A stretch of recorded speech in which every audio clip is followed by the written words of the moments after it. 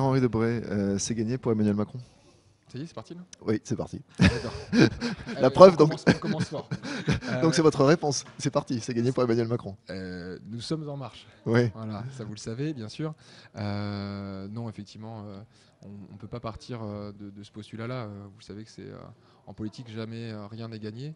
Et vu le combat et les enjeux qu'on doit mener là pour le second tour, il nous faut rester vigilants et continuer à convaincre, continuer à rassembler. Ça veut dire que Marine Le Pen peut gagner cette élection présidentielle? Euh, je pense que les Français sauront discerner entre deux projets qui sont fondamentalement différents. Et donc un projet du progrès, un projet européiste tourné vers l'avenir, et puis un projet qui est celui de Marine Le Pen, qui est un projet du repli sur soi, d'une France passée, passéiste, fantasmée, et qui est un véritable danger pour notre pays. On sait que cette bataille de l'entre-deux tours se joue sur les abstentionnistes ou sur les mélenchonistes qui hésitent entre aller voter Marine Le Pen, aller voter Emmanuel Macron, ne pas aller voter. Marine Le Pen, depuis le début de cette campagne de l'entre-deux tours, elle fait assez fort en direction des classes populaires, en direction des employés.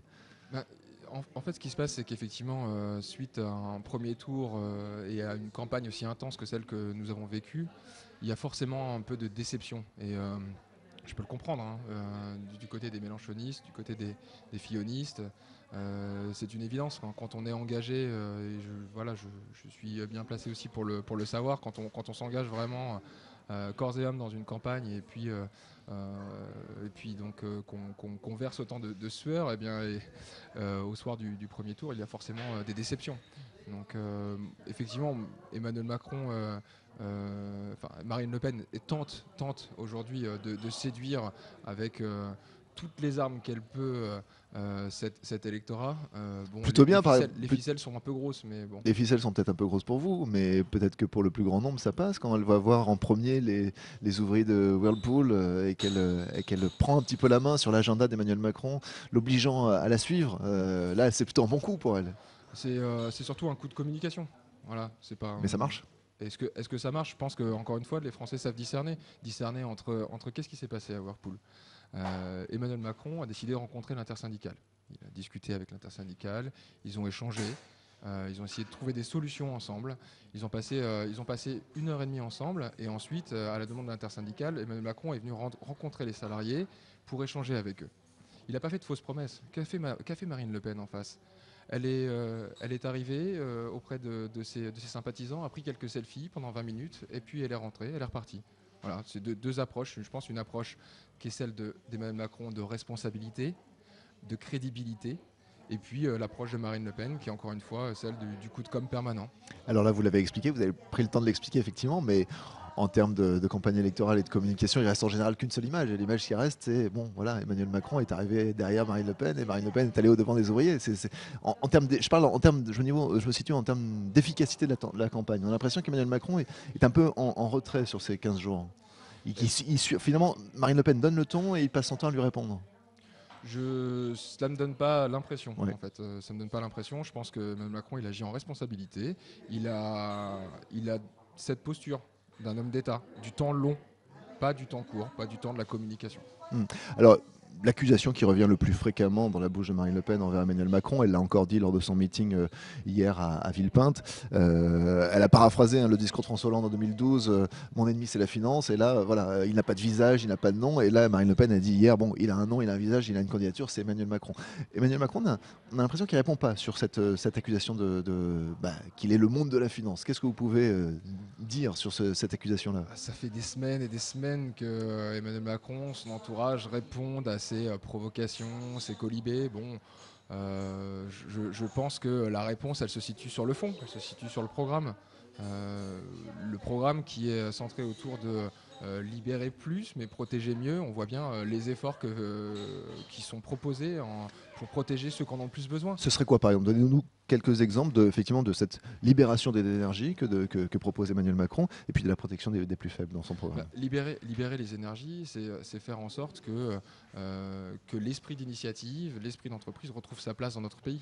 C'est ça, c'est faciliter l'embauche, c'est la suppression du RSI, c'est faciliter la vie de nos entrepreneurs, nos TPE, nos PME. Mais ça passe. Oui, alors par exemple, voilà, quelques mesures concrètes. bien, et la suppression du Oui. RSI en fait partie, la reconnaissance du droit à l'erreur auprès de l'administration, c'est faciliter la vie de nos entreprises. C'est baisser donc, les cotisations salariales, supprimer donc les cotisations chômage et maladie. C'est diminuer les charges patronales. Donc là, effectivement, on parle d'une libération, c'est libérer les énergies. C'est libérer les énergies en politique aussi. Hein. C'est faire en sorte qu'il y ait une dose de proportionnel pour les élections parlementaires. Ça aussi, c'est libérer les énergies. C'est faire en sorte aussi que la société civile puisse accéder à des responsabilités. Et puis comme je vous l'ai dit, par ailleurs, c'est protéger ceux qui en ont le plus besoin, les plus faibles. C'est rehausser les petites retraites, le minimum vieillesse, l'allocation adulte handicapé. C'est ça, protéger ceux qui en ont le plus besoin. Donc effectivement, il est complètement absurde de dire que Emmanuel Macron est le candidat de la finance. Bon, la ficelle est grossière, mais c'est encore une ficelle de pénis, de plus. Que dire aux électeurs qui justement aujourd'hui sont hésitants entre abstention, Macron, Le Pen qu'est-ce que vous pouvez leur dire pour les faire basculer dans le vote Macron, votre camp? Déjà, je leur dire que je comprends leur désarroi, parce que on est lucide aussi à En Marche. On sait très bien que les choses ne fonctionnent pas comme elles le devraient. L'Europe ne fonctionne pas comme elle le devrait. La classe politique n'a pas le comportement qu'on souhaiterait qu'elle ait. On a fait ces constats-là. On voit bien, les Français ont rejeté le bipartisme tel qu'on le connaît depuis des années. En faisant gagner Emmanuel Macron au premier tour et en érigeant au second tour également Marine Le Pen. Bon, maintenant, ce qu'il faut dire aussi et ce qu'il faut rappeler, c'est que ces deux projets sont fondamentalement différents et que notre projet, celui d'Emmanuel Macron, est un projet de progrès, un projet tourné vers l'avenir, vers l'innovation, vers l'Europe, un projet de confiance, un projet d'optimisme qu'on porte une nouvelle génération politique contre un projet du repli sur soi, un projet mortifère. Le projet, c'est pas le projet de Marine présidente en face, c'est le projet du Front National. Et le Front National, c'est toujours le même. C'est toujours la même idéologie qu'il y a derrière. Oui, mais il y a de plus en plus de gens qui y adhèrent.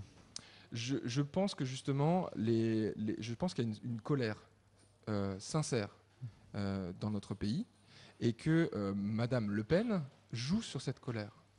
Elle s'en joue à ses propres fins personnelles, mais elle n'apporte aucune solution pour le pays.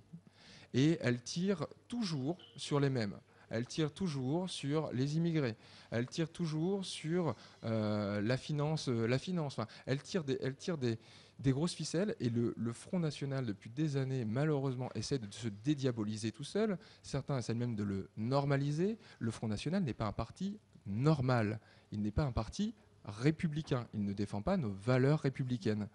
Et donc ça, c'est important de le dire, parce qu'il faut dire à celles et ceux qui sont certes déçus, certes qui sont en colère, de ne pas rejoindre les rangs de cet obscurantisme politique, cette offre politique qui est juste le repli sur soi, le refus même d'entrer dans la mondialisation, d'avoir confiance en l'avenir, de libérer les énergies. Est-ce qu'il porte encore ce front républicain, ce discours que le Front National n'est pas un parti républicain, puisqu'on s'aperçoit qu'effectivement, vous le disiez, la normalisation, le Front National a de plus en plus d'élus locaux, a 2 députés à l'Assemblée nationale, malgré un mode de scrutin très défavorable pour lui. C'est donc qu'il y a une force qui sous-tend ce parti, et que finalement, il est dans le jeu de la République, puisqu'il existe dans ces institutions. Est-ce que ça marche encore, l'argument de dire le Front National est un danger pour la République? Écoutez, il suffit de voir ce qui a pu se dire dans la bouche du Front National ces 2 dernières semaines. Oui, le Front National est toujours le Front National. Marine Le Pen rejoint son père sur Vichy. Elle l'a dit. Monsieur Le Pen dit récemment que l'hommage aux policiers décédés sur les Champs-Élysées est plus un hommage à l'homosexuel qu'aux policiers. Je pense qu'on a de quoi être outré de ce genre de propos. Ils sont toujours les mêmes. Voyez aussi récemment la présidence qui a été très très brève de Monsieur Jalke du Front National. Bon, on s'est aperçu qu'en fait c'était toujours les mêmes. C'est toujours celles et ceux qui côtoient la violence et la haine. Mmh. Voilà.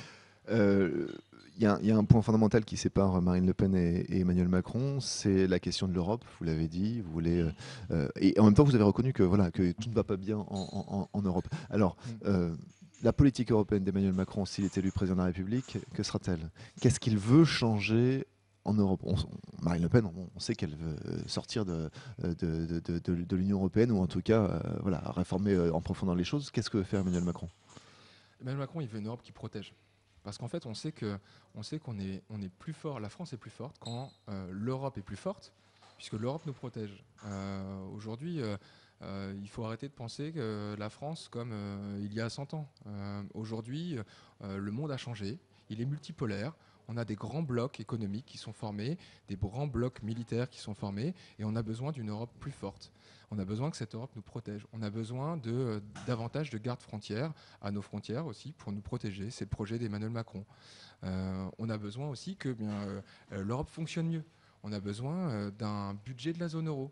Parce qu'on sait bien, on a une monnaie commune, mais on n'a pas de budget commun. Donc on a besoin de ces outils-là pour être plus efficace. Alors un budget global qui intégrera le budget de chaque État-nation, ou un budget sur certaines compétences? L'objectif, c'est de pouvoir, c'est ce que les économistes appellent un policy mix, c'est-à-dire à partir du moment où vous utilisez l'arme monétaire, vous pouvez utiliser l'arme budgétaire. C'est comme ça que ça fonctionne généralement, une bonne politique économique. Donc l'idée, c'est juste de renforcer les compétences au niveau de l'Union européenne, faire en sorte qu'on ait un ministre des finances de la zone euro qui soit sous le contrôle des parlementaires de la zone euro. Oui, mais alors ça veut dire que rendre tout cela plus efficace avec une meilleure gouvernance. Mais ça veut dire que la France, comme les autres pays États membres, perd sa souveraineté sur son budget, sur ses politiques. En réalité, dire qu'il y a deux souverainetés, c'est mentir aux Français. C'est ce qu'essaye de dire Madame Le Pen. Notre souveraineté, elle est garantie par l'Union européenne, en partie. On est un État souverain, mais aujourd'hui, l'Europe peut nous protéger, elle nous protège, elle peut nous protéger encore davantage et donc assurer notre souveraineté. Donnez-nous une ou deux mesures concrètes dans le programme d'Emmanuel Macron qui avalisent cet argument de la protection. On a bien compris les gardes aux frontières, effectivement pour protéger effectivement du risque terroriste ou des flux de migrants. Mais par exemple d'un point de vue social, puisque c'est le reproche qui est fait souvent à l'Europe, c'est que cette Europe libérale qui écrase les TPE, PME, notamment par le poids des normes, par la concurrence avec les travailleurs détachés. Qu'est-ce qu'on peut faire contre ça? S'il y a vraiment un exemple que je peux vous donner, c'est plutôt sur la thématique de la fiscalité. Bon, on voit bien aujourd'hui que certains grands groupes, américains d'ailleurs, essayent d'échapper à la fiscalité, font de l'évasion fiscale, des petits arrangements avec certains États. Donc ça c'est insupportable. Et ce que propose Emmanuel Macron, c'est de pouvoir justement taxer le chiffre d'affaires qui est réalisé donc par ces groupes, les Google, les Amazon, les Facebook, les Apple, sur le territoire où il a son activité. D'accord. Mais alors par exemple sur la concurrence des travailleurs détachés, on rappelle qu'il s'agit de faire venir en France des travailleurs aux conditions tarifaires conditions de cotisation sociale de leur pays d'origine, ce qui crée une concurrence à la baisse sur les travailleurs français ou étrangers en situation régulière en France. Il propose deux choses. Il propose déjà de limiter la durée de ce détachement à 1 an. Et puis il propose par ailleurs de lutter plus efficacement sur la fraude qu'il peut y avoir autour du travail détaché. Voilà, c'est des mesures, c'est pas des promesses en l'air, c'est des mesures efficaces, concrètes, pragmatiques. Et par ailleurs, il faut rappeler que les Français eux-mêmes bénéficient du travail détaché. On a plusieurs centaines de milliers de Français qui sont travailleurs détachés aussi au sein de l'Europe. Oui, mais vu le coût des cotisations sociales en France, c'est pas les plus concurrentiels. Ce que je veux vous dire par là, c'est que très souvent, quand une mesure européenne est mise en place, on en bénéficie également. Eh bien, c'est le cas là aussi. Restons sur le domaine social. Hier soir, en interview sur TF1, je crois, Emmanuel Macron a dit qu'il ne retirerait pas son projet de réforme du travail, du droit du travail. Je crois que c'est Jean-Luc Mélenchon qui lui avait demandé de faire un effort sur ce point-là, si éventuellement il voulait recevoir les voix des mélenchonistes. Alors, peut-être que ça a changé, mais il me semble qu'il veut faire passer Emmanuel Macron cette réforme du droit du travail par ordonnance, c'est-à-dire sans passer par le vote des députés. Est-ce que c'est pas pire que le 49-3, ça? Il faut être. Voilà, vous avez rappelé le contexte, juste titre. C'est une demande donc, de Jean-Luc Mélenchon. Ce qu'on défend, ce qu'on continuera à défendre, c'est la cohérence. Quand on n'est pas cohérent, on n'est pas crédible. Emmanuel Macron, il est crédible parce qu'il défend un programme. Oui, mais Et faire que, passer, faire passer la réforme du droit du travail par ordonnance, c'est-à-dire sans le vote de la représentation nationale. vous savez, C'est démocratique. le vote de la représentation. Enfin, vous parlez justement le vote des Français. Le vote des Français, il a lieu. Il a lieu là. Il a eu lieu au premier tour. Il a lieu au second tour. Il aura lieu durant les législatives. Et donc, effectivement, le fait la, Donc le projet est avalisé maintenant parce qu'on vote projet dimanche. le projet est avalisé. Il y a une logique de concertation toujours chez Emmanuel Macron. Et voilà, il ne s'agit pas de tout passer en force, mais effectivement de faire en sorte de mettre rapidement le pays sur les rails. Oui. Ouais, c'est cette nécessité d'aller vite qui justifie qu'on réforme par ordonnance sans passer par le vote de la loi. Une nécessité d'efficacité. Et encore une fois, il ne s'agit pas de tout passer en bloc. Une dernière chose, Emmanuel Macron sera probablement élu président de la République dimanche. Enfin, tous les sondages, en tous les cas, qui ne s'étaient pas trompés sur le premier tour, le donnent gagnant sur le second tour avec 9 ou 10 points d'avance. Même si effectivement peut-être qu'il perd un peu cette semaine, il sera probablement vainqueur.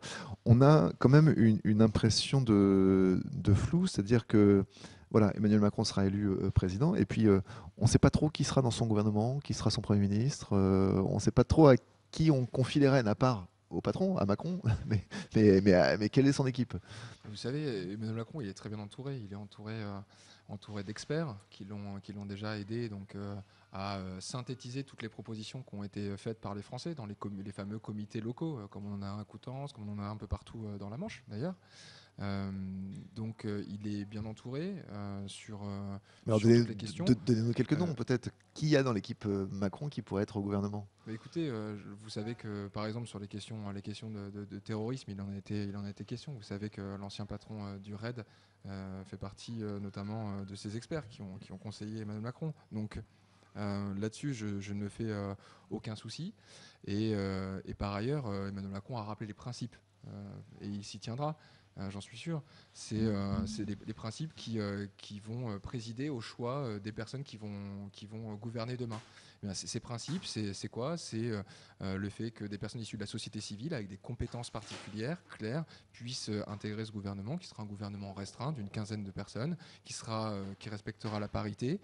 Voilà, je pense que c'est des idées forces. Il n'est pas là pour faire, encore une fois, des grands coups de communication, comme on peut le voir du côté de Madame Le Pen. Merci Pierre-Henri Debré d'avoir été notre invité. Merci à vous. Je rappelle que vous êtes référent départemental du mouvement En Marche, le mouvement d'Emmanuel Macron, candidat à l'élection présidentielle. Deuxième tour dimanche, débat entre les deux candidats mercredi soir. Et puis cet entretien, vous le retrouvez en vidéo sur la page Facebook de la radio CFM. Puis nous aussi, on fait notre débat. On fait notre débat vendredi entre 12h et 13h entre Stéphane Travert, le patron du mouvement En Marche dans le département de la Manche, l'un des premiers à avoir suivi Emmanuel Macron. Et puis en face de lui, il y aura Jean-Jacques Noël, qui est conseiller régional Front National et secrétaire départemental du Front National. Voilà, ce sera vendredi 12h-13h en direct sur CFM. Merci à tous.